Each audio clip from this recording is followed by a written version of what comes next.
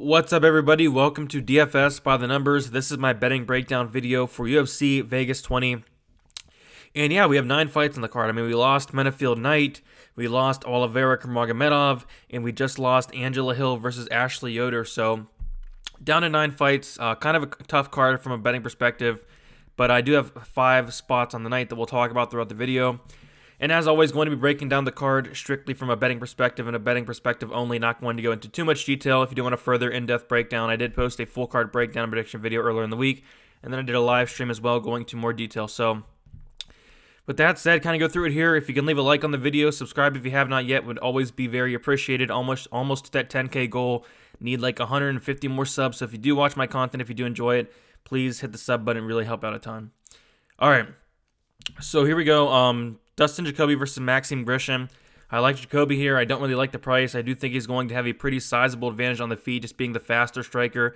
I do think he's going to be the more dangerous fighter as well. If there is a finish on either side, I do expect it coming from the Jacoby side. But I guess what I'm worried about is Grishin did miss weight by 4 pounds.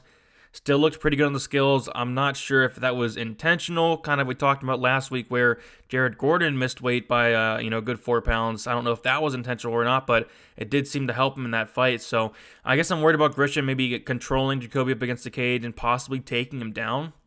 But I'm going to stick with Jacoby here. Just watching tape on Grishin, it did not see as much takedowns as I'd like to see. And if he does want to win this fight, he probably doesn't need to get down to the mat. But yeah, I don't really want to pay minus 165 for Jacoby, although I do think he wins. I do think he pieces up Grishin on the feet, possibly gets a finish. But I'm going to say Jacoby by decision. Decision is plus 180. It's not bad, better than minus 165, but something I don't really want to lay my money on. But I'm going to take Jacoby here. Ronnie Lawrence, Vince Cachero. Ronnie Lawrence, minus 155. I don't hate the price, actually. It's just kind of a low-level fight. I think both guys, like Lawrence's combined fights of like 7, and Cachero has like 8 combined fights. So kind of low level here, but just seems like a really good stylistic matchup for Ronnie Lawrence. Somebody that showed in the Dana White's Contender Series that he can definitely go out there and get takedowns where he got like 11 or 12. And Cachero has struggled with the takedown, and not just in the Emmers fight, but from fights previous to that as well. So I think Lawrence does win. I think he does win by decision. Just kind of a low-level fight. So I think it's a good stylistic matchup. Do I want to lay the minus 155?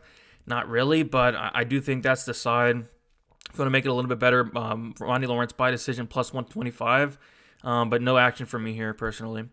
Sabina Mazo versus Alexis Davis. I like Mazo, but not that much.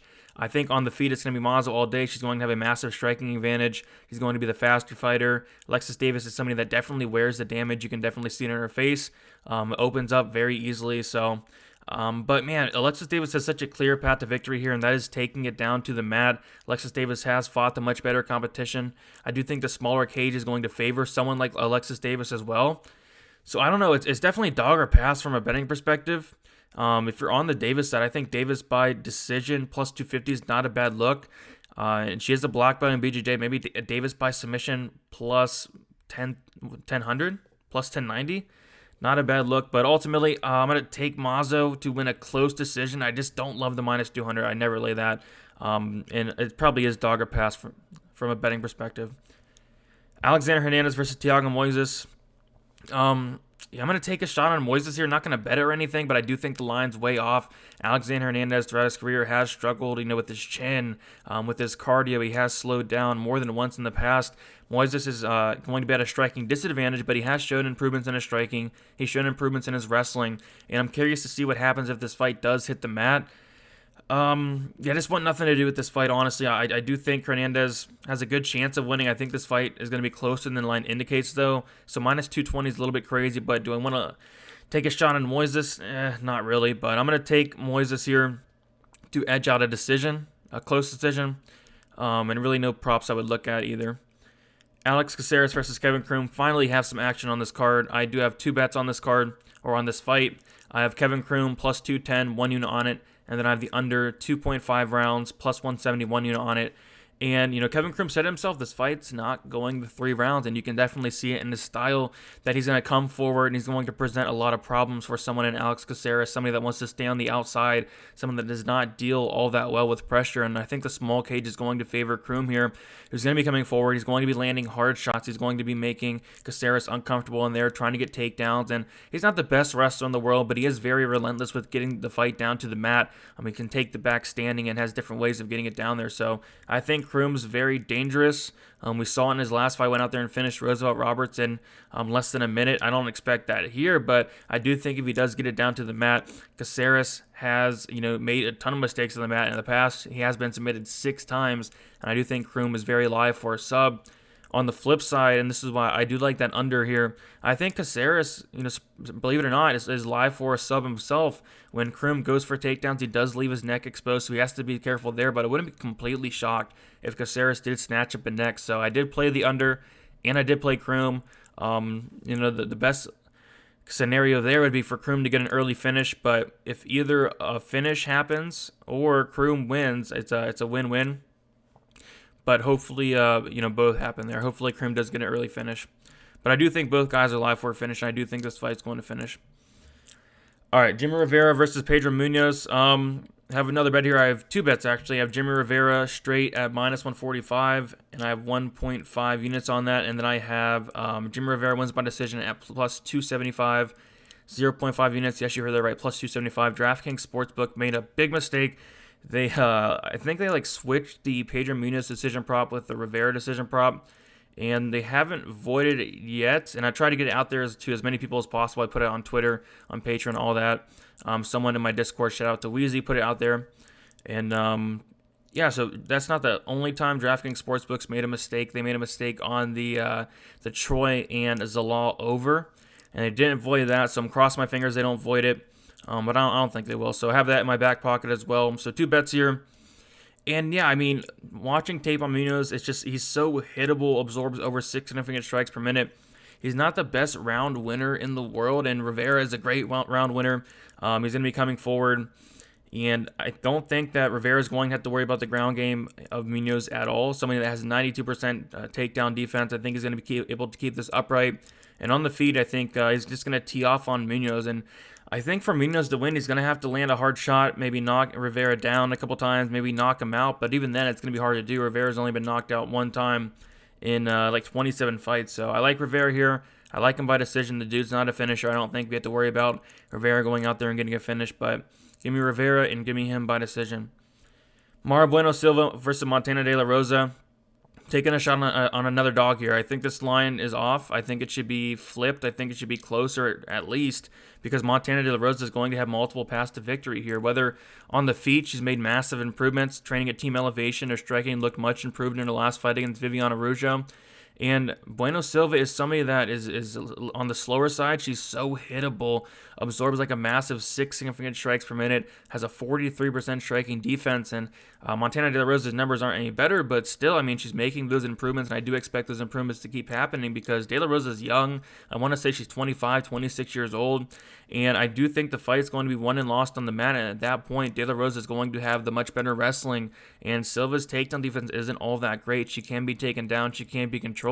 So Montana De La Rosa needs to either, keep it close on the feet and mix in the takedowns here and there, stay safe on top, or just, work that ground game. And I know Silva's very dangerous off her back. She does have a couple submissions off her back. I want to say against Jillian Robertson and against Marella Barella, but De La Rosa has some good grappling herself. She's only been submitted 1 time in 17 fights, and that was against Mackenzie Dern in 2015. So outside of an armbar from guard, I actually like De La Rosa here, and I do think that lines should be flipped, honestly.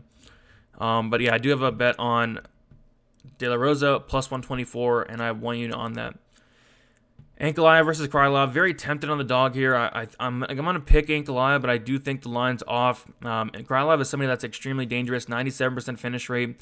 Ankalaev has been submitted 1 time, and that was by Paul Craig. It's just a big step up in competition. Ankalaev going from guys like Paul Craig, Marcin Prokhnio, Klidson Abreu, Ian Kudalaba, Dolce Langabula, to Nikita Krylov. Some guys, Krylov's fought the much better guys here. So I don't know. I'm going to say Ankalaev just because I think his takedown defense is good. And on the feet, it's going to be Ankalaev all day. But I do have some concerns if Krylov can't get this fight down to the mat and get on top. Paul Craig was able to take Ankalaev down twice, which is not a great look to me. But I do think Ankalaev's a real deal. The dude's very good. But do I want to lay like the minus? He's like minus 350 on some books, minus 400 even I saw on some books as well. That's just getting a little bit too crazy. If anything, I'd probably take a shot on the Krylov side, or maybe like a Krylov sub prop at plus 770, or like a Krylov inside the distance at like a plus 455. I'll tell you what, I'm definitely not parlaying Ankalaev, but it just seems so sketchy. I do think this has a good chance to finish, as well as Krylov. I think he's only been to decision like 2 times out of a bunch of fights. I want to say like 34 fights, something like that.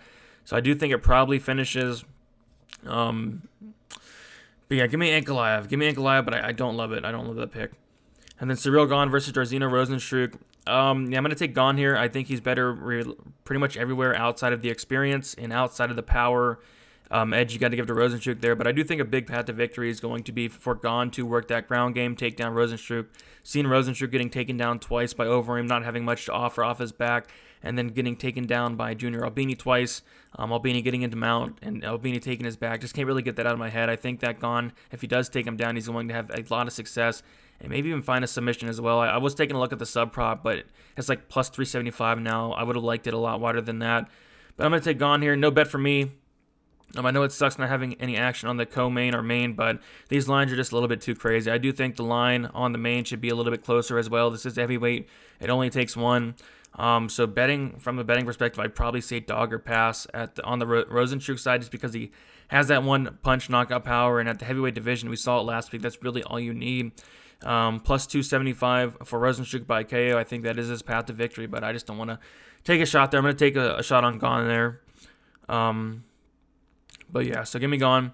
So just to recap the bets I have Montana De La Rosa straight, plus 124, 1 unit on it. I have Jimmy Rivera, minus 145, 1.5 units on it. I have Kevin Croom, plus 210, 1 unit on it.